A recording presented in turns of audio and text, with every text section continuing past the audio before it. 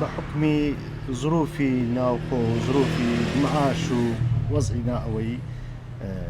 ئەو سارەکە لە چاو چەند ساران باش نەبووە یعنی بەحکمی معاش نەهاتن و تاخیرکردنی وچە و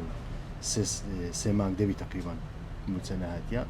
وەزعەکەش بەعام باش نییە یعنی وەکو کابرا زۆربەی زۆری معاش خۆرن و مۆزەف حکومینە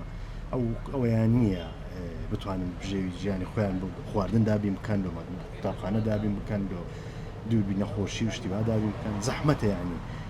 بە حەسەب ئیمکانیەت و حەسەب ئەوەی خۆیان دەتانن پێداویستی قوتابیان دابین بکەن بە عام باش نییە. ئەی خەڵک هاتووە لە جیاتی ئەوەی بۆ دوو منداڵی بکڕێ بۆ یەک منداڵی بکڕێ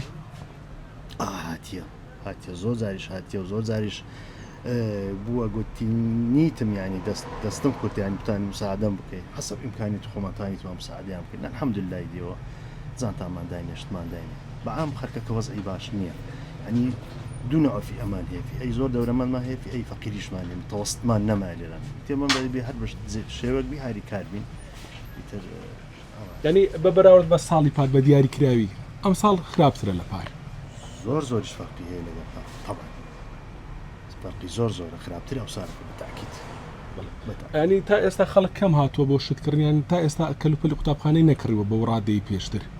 بەخوای دەتوانم برێم لە 175 نەهاتیە شت بکرێت ما فوق سەرێش ینی لە 75 بەرەو سەرێ زیاتر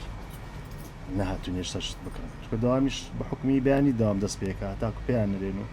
تر لەو باوەڕەمە ینی پرۆسەی کڕین و فرۆشتنەوەشتانە تۆزێک زعیفتر بی لە چاوپار.